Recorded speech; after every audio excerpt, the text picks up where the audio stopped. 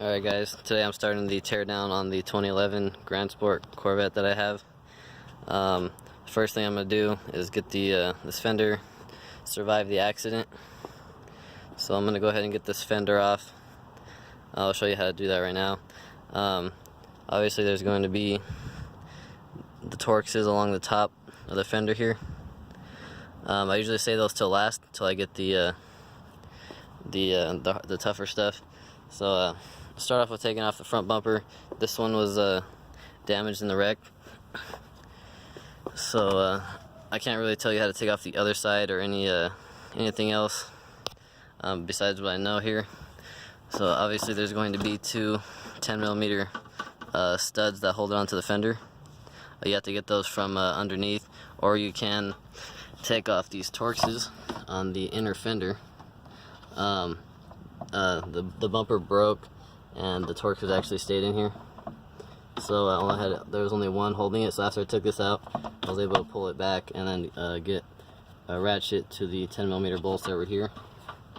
And after that, there's a little clip here on the front of the fender, and the bumper was sitting on top of it. It basically sits in here like that, and all I had to do was just pull it up like that, and it popped out of the clip, and that was easy. And that's all I had to do for that piece there. Then once you get the bumper off, there will be a Torx underneath it, so don't forget that. I'll come back to that later. And then you'll want to come to the inner fender with this plastic molding here. There's going to be a few of these clips. There's a couple that were missing, so I'll just show you the ones that I have. There's going to be three. There's 1, 2 right there, and there's one lower one. I don't know if you can see it. It's back here. All I did was I had the clip remover tool and just worked them out. They're a little tough. They're dirty and stuff, so try not to break them. Once you get those out, there's also going to be 2 clips underneath the car.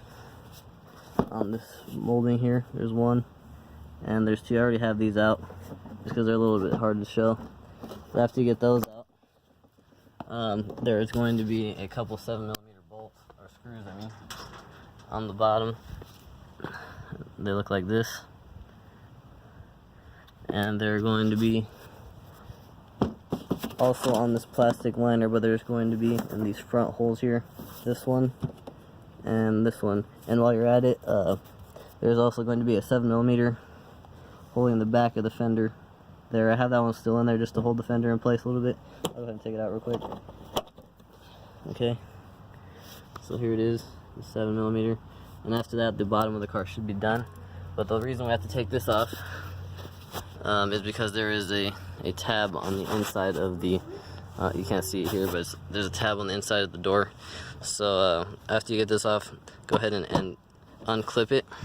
Just pull it towards you, and it just has these clips here, a couple of them, and that should be good enough there. Then I just got a 7mm with an extension on it, and I was able to get the bolt that's on the inner tab, on the inner part of the door. Sits all the way in there. It's right there. I have it removed. So after you get that out, go ahead and come back up to the top and remove the Torxes here. I'll go ahead and do that real quick. Alright guys, I got those out now. One thing I did forget to mention is once you take this Torx bolt off here, this is a T15 Torx, by the way. All of them are T15s.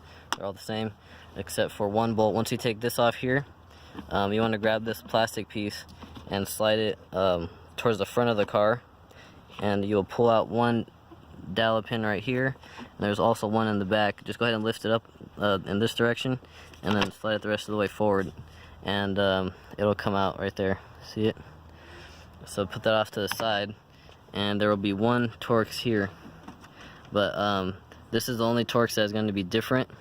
It's a little bit shorter, and it has the plastic style threads, so you want to make sure this bolt goes back in the same spot when you put it back together. And after that, the fender just lifts right off. Be careful you don't damage your headlight or anything else that you're trying to save.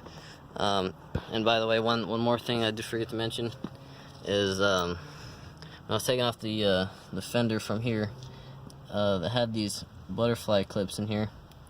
You could take off the fender this way. I ended up breaking these. I was trying to save them, but they were. I grabbed them with the pair. I tried to get them with the clip remover, but the tabs just opened up like this, and it slid right through. So I grabbed them with a pair of pliers and ended up pulling them right off. So that's not the way to take these out. I mean, you can do it this way, but they're most likely to break. This one was a little bit better, but it still didn't make it.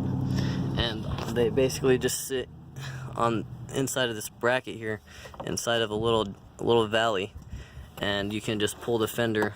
After you get those out, you can just pull the fender off of the bracket and remove it that way. So here it is like that. Or you can get another 10 millimeter bolt or nut here, and you can take off the whole bracket complete. You should probably do it that way instead, so that way you don't have to find new clips, because I'm not sure where to get those, and it'll be more complete when you put it back together. So there's something right there. After it's off, pretty much it's just hanging there. Be careful you don't scratch up your door when you take it off. It's really easy to nick the corners of the paint here. So go ahead, pull it out from the bottom. I got it out from here, make it loose, and go ahead and pick it up over the fender well and set it off to the side here. I'm gonna go ahead and put it down right here.